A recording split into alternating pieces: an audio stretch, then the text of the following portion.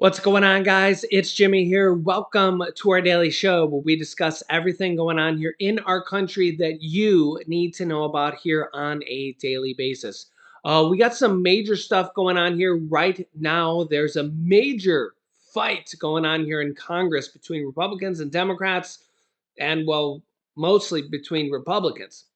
Also, we'll go over here in this video a major announcement by President Biden that I'll show you here in this video here as well. If you're new to our channel, make sure to click the subscribe button down below so you don't miss out on any new videos.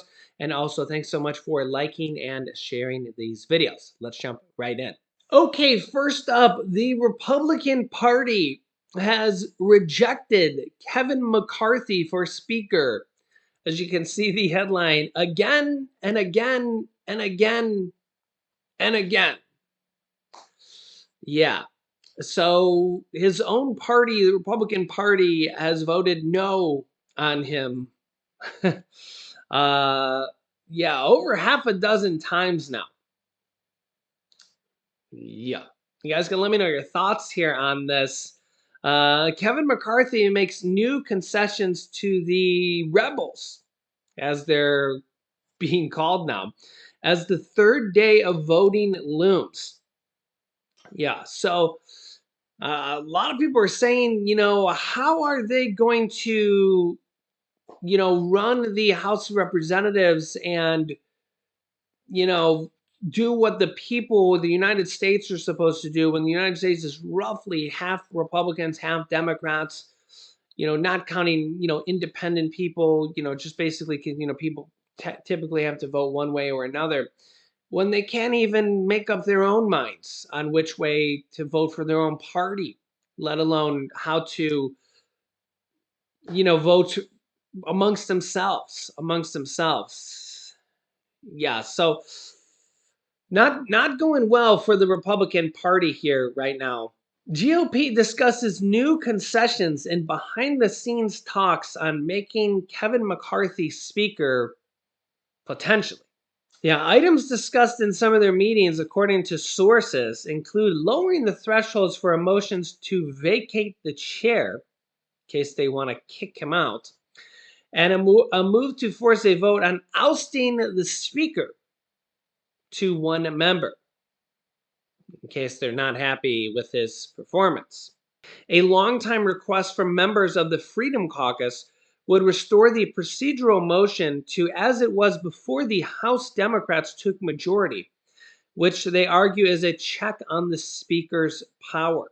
There was also a discussion of increasing representation of hard-line conservative members on the powerful House Rules Committee and bringing a vote on a bill imposing term limits on members of Congress. Representative Ralph Norman, a Republican from South Carolina, one of the members voting against McCarthy, previously introduced legislation limiting House members to 3 terms and senators to 2 terms. This comes as Senator Mitch McConnell has just made news for setting the record for the longest serving Senate leader ever, as Kevin McCarthy flounders. Kevin McCarthy is facing an uphill battle to win the House speakership. Mitch McConnell sets the record for the longest serving Senate leader ever. Yeah, Mitch McConnell, who's currently 80 years old, Nancy Pelosi, who's 82 years old. Mitch McConnell still got 4 more years to his term. He doesn't necessarily will be a Senate Majority Leader for 4 more years, but he will be for 2 more years. Remember, they vote on that every 2 years. But he will be a senator for 4 more years. Remember, senators serve 6-year terms when they get elected, where House of Representatives, they serve 2-year terms and they have to get elected every 2 years.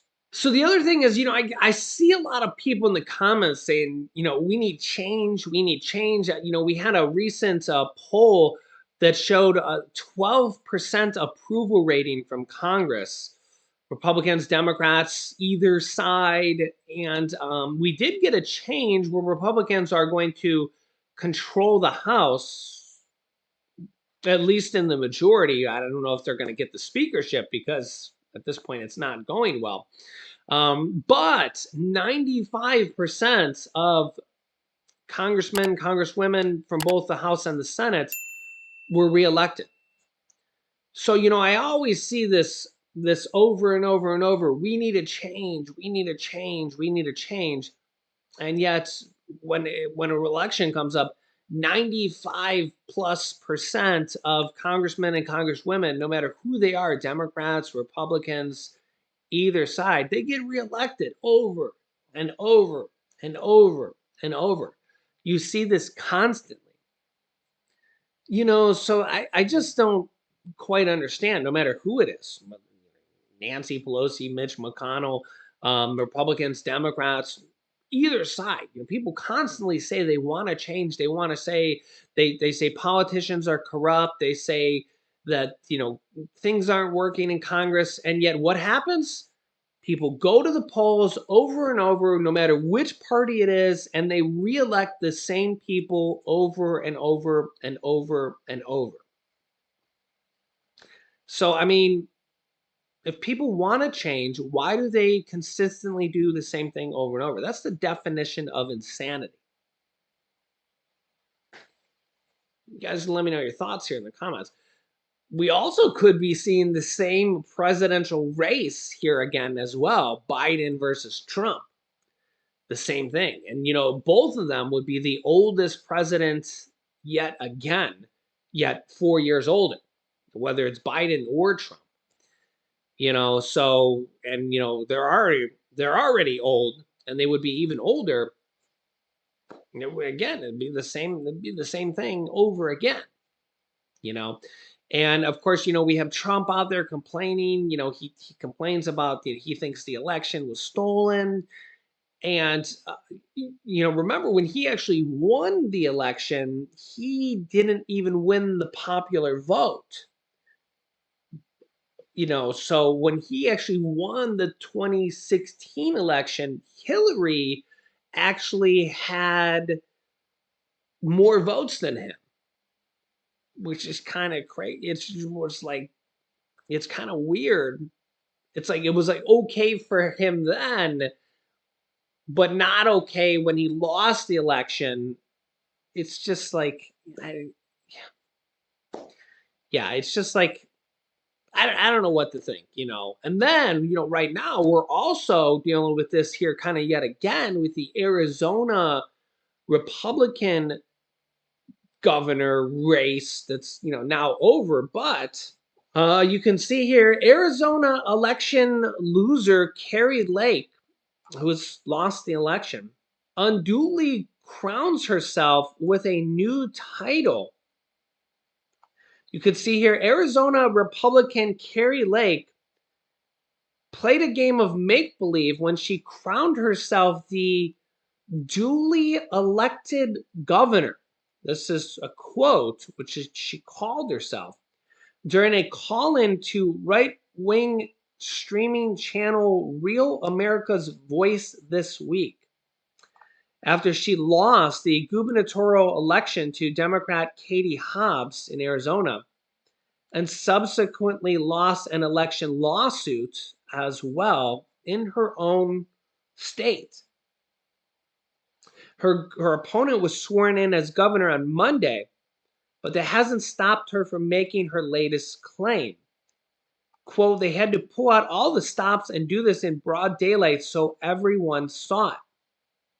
She says, quote, the way we get it changed is we get the real governor, the duly elected governor, myself, in there to work with lawmakers to change our laws, put some teeth into the laws, and frankly, we need to recall every one of the Maricopa County Board of Supervisors.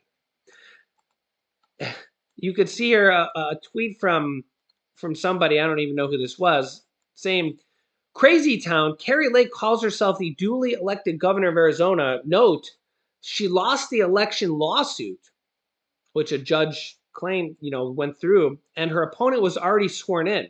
In other news, I'm the king of England. Yeah. Then the judge ordered her to cover $33,000 in legal fees incurred by Hobbs and her legal team. An Arizona-based GOP Republican consultant told The Hill last week that her posts on social media, along with the degradation of Arizona institutions, is going to hurt her. And I don't think she has a future in terms of her own electoral space here in Arizona. Like, at what point do people just accept that they lost? I mean, you kind of learn this in sports. Like, if you lose, you go over and you shake the other person's hand. I mean, if they count the votes, they recount the votes. If a judge of your own state goes through it, goes through the evidence, um, I mean, at what point do you? I mean, I know in your mind you want to be convinced that you won, but like, there has to be one winner and one loser. Like, I mean, you can't always just assume that you won. Somebody's got to win and somebody's got to lose. I mean, you can't always just assume that you're the going to be the winner no matter what. I mean, I feel like some of these people they go in thinking there's no way I could lose, and if I lose, the other person had to have cheated. There's no way I could lose. Like it's just starting to get a little bit unrealistic here. I mean, you let me know your thoughts in the comments, but it's just like, oh, if I lose, the other person had to cheat. Also, just today here, the Biden administration files a legal defense of its student loan forgiveness plan to the Supreme Court, saying that the debt relief falls, quote, comfortably within the law. So they're going to be having a Supreme Court battle here next month.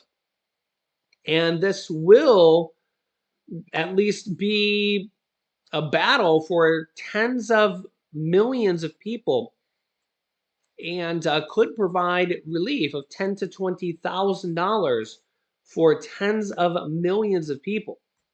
So there's literally millions of people with bated breath saying, am I going to get $10,000 to $20,000 of relief, or am I not going to get relief? And well, here's what the Biden administration just filed: this full legal defense here. President Joe Biden administration just filed its full legal defense of student loan forgiveness before it heads to the nation's highest court next month. So we're going to be getting a lot of details here on this as we start to learn what's going to happen here in the coming days and what happens. On last night, the Justice Department filed a brief to the Supreme Court defending Biden's plans to cancel $10,000 to $20,000 for recipients making under $125,000. The filing comes ahead of the February 28th deadline when the Supreme Court is set to hear oral arguments on the two lawsuits that have blocked the implementation of the student loan debt forgiveness. One lawsuit filed by 6 Republican-led states argued the relief would hurt their state tax revenues and that the student loan company, Mohela, the other lawsuit, so again, it's just like, they're worried about their tax revenues and this company instead of actually helping the people. You guys can let me know your thoughts on that. The other lawsuit was filed by 2 student loan borrowers who sued because they did not qualify for the full $20,000 of relief. So they found 2 people out of, all these millions and millions of people who basically are kind of kicking and screaming and saying, I didn't get as much as everybody else, so I'm going to sue so that nobody gets any help. Yeah. The Biden administration has consistently argued that those lawsuits don't have merit and expressed confidence in the authority it used to cancel student debt under the HEROES Act of 2003, which gives the education secretary the ability to waive or modify student loan balances in connection with a national emergency like the COVID-19 pandemic.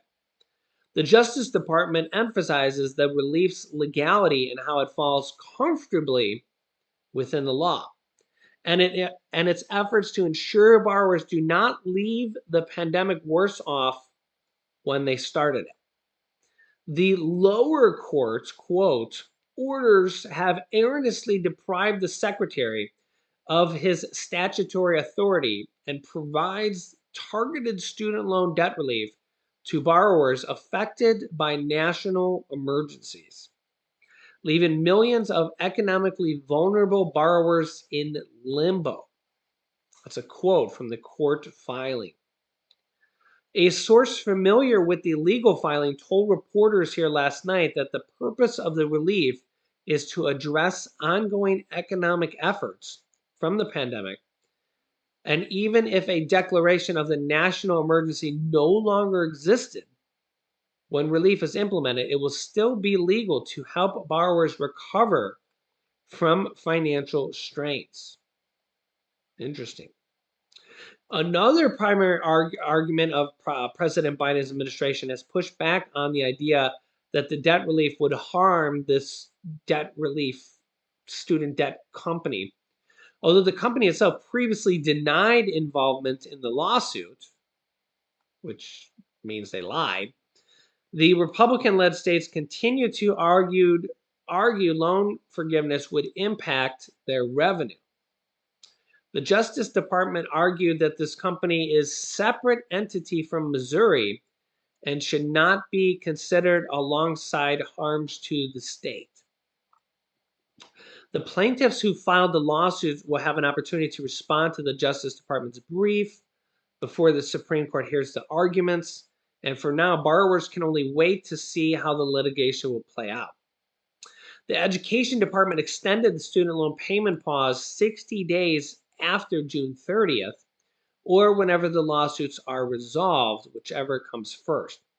But even if the debt relief ultimately ends up getting stuck, payments are still expected to resume this year. The Education Secretary Miguel Cardona said in a statement Wednesday night that the Education Department remains confident in our legal authority to adopt this program that will ensure the financial harms caused by the pandemic don't drive borrowers into delinquency and default. Quote, we are unapologetically committed to helping borrowers recover from the pandemic and providing working families with breathing room they need to prepare for student loan payments to resume.